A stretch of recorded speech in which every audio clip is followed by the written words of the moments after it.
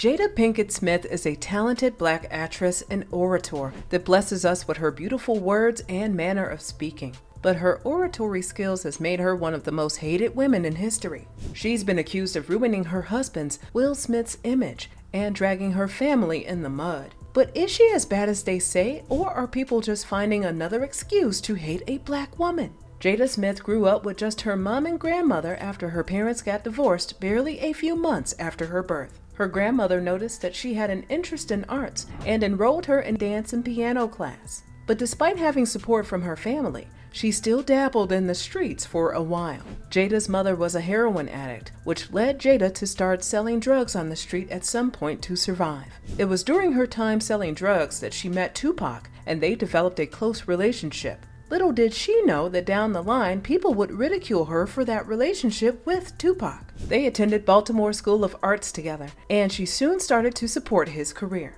When she got her first breakthrough role in A Different World, she got Tupac a guest role in 1993. Then Jada also appeared in 2 of his music videos and gave him the idea for the video of California Love. She was planning to direct it, but ended up pulling out of the project. But pulling out of the project didn't mean that their relationship had ended. She definitely had her reasons. In 1995, Tupac was arrested for sexual abuse allegations, and Jada contributed $100,000 towards his bail. While he was in jail, Tupac proposed to Jada Smith, but she turned him down. A year later, he died, and that must have sent Jada Smith through a downward spiral. For Jada, their relationship was beyond the average friendship that other people shared. They weren't dating, but they looked out for each other. Tupac also said that if Jada asked him for anything, he would give it to her without thinking twice.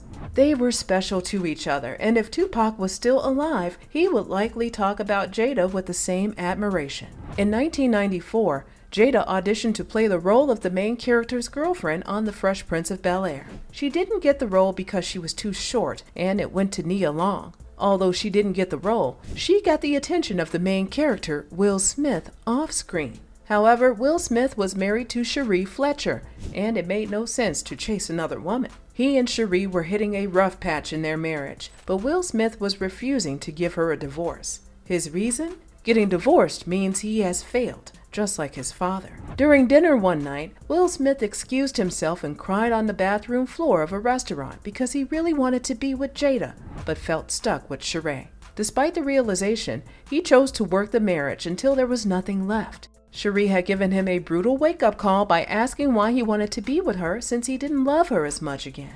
That was when he knew he had to sign those divorce papers. But you know the surprising thing after he signed the papers? Will Smith got in his car, called Jada, and asked if she was in a relationship. When she said no, he told her they were now dating. Right after signing divorce papers. It was like he was looking for an escape, and when he saw one, he bolted. Jada, on the other hand, just accepted the relationship and moved from Baltimore to California to be with Will Smith. It seems like all of Jada's relationships with men would always put her in a difficult situation in the future. After she moved in with Will, she got pregnant, and her whole life came crashing down. Jada Smith was just a young actress trying to navigate the industry, and with a baby on the way, navigating motherhood and her career would be a hard feat. To make Jada more miserable, her mother and Will Smith forced a marriage down her throat. Growing up in an unconventional family, Jada saw most of her family members in an open relationship, and somehow that's what she also wanted. She didn't want the confines of marriage, which may have been a part of the reasons why she rejected Tupac's proposal. Despite not wanting to get married, there was pressure on her to do so as a young pregnant actress. Throughout the wedding, Jada cried while Will Smith smiled happily. He was getting what he wanted, while she was feeling like a prisoner with the man she loved. Wanting you guys to be married. I do remember that. Most of the problems surrounding Jada and Will's marriage centers around things Jada says and not actually what they do to and for each other. At some point in the marriage, Jada became unhappy. She revealed that she was waking up every morning for over a month to cry. She would cry hysterically. You would think she lost someone dear to her. Maybe she lost herself.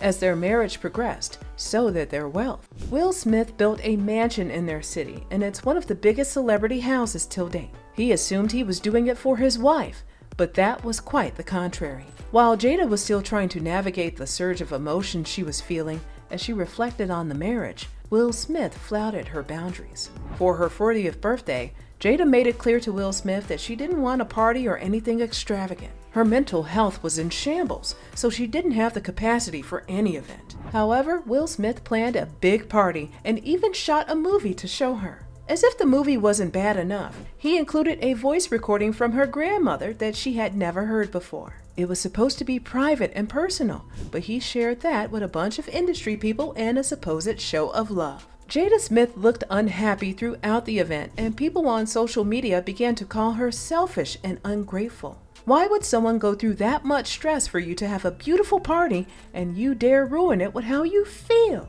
Who cares how you feel? That was the message being passed across to Jada Smith.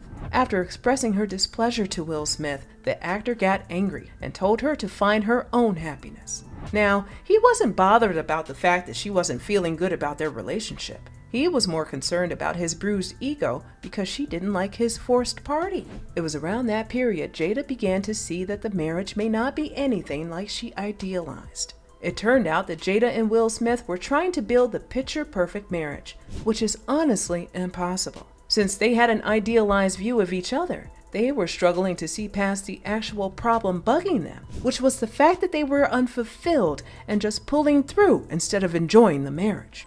I grew up in a household where I watched my father punch my mother in the face. While they were still trying to figure out their relationship, Jada revealed that she had a fling with August Alsina to Will Smith on her Red Table Talk show. Will Smith began to cry, and that's when people got the wrong message. Fans of Will Smith began to troll Jada Smith, calling her all sorts. She became the bad wife for cheating on her husband. Everyone suddenly forgot that Will had also admitted to doing similar things. But nobody focuses on a man's contribution to the destruction of the family unit.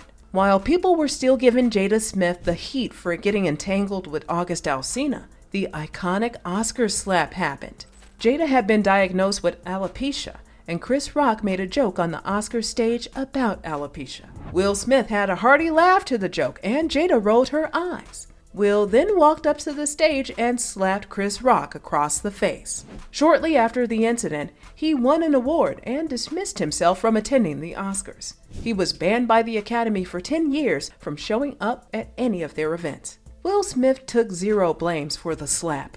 Everybody suddenly focused on Jada Smith and began to ask why she rolled her eyes after the joke. Obviously, she doesn't have to laugh when somebody is playing dirty in her face like that. But she also never asked Will Smith to fight for her or defend her like that, especially in a public place. It was uncalled for and seems more of a personal vendetta than an actual fight for Jada. A year after the incident, Jada Smith revealed that she and Will had been separated for 6 years.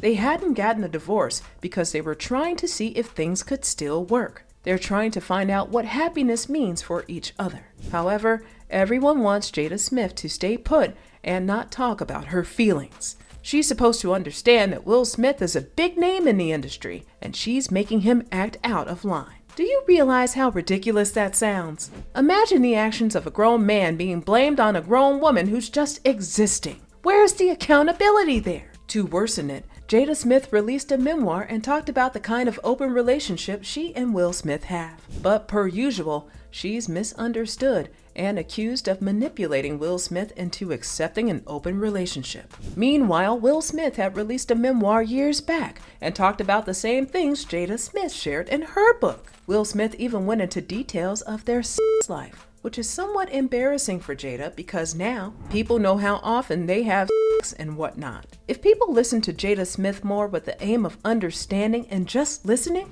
they would understand that Will Smith is not so different from her. But when misogynoir is involved, a special kind of misogyny only reserved for black women, then everything Jada says flies over critics' heads. Jada Smith is allowed to say her truth and share her story. She's allowed to talk freely about what hurts her and how her marriage affected her life. Silencing her with misogynoir by expecting her to endure anything her husband throws at her is not going to work. Jada deserves more grace than we extend her, and she deserves better.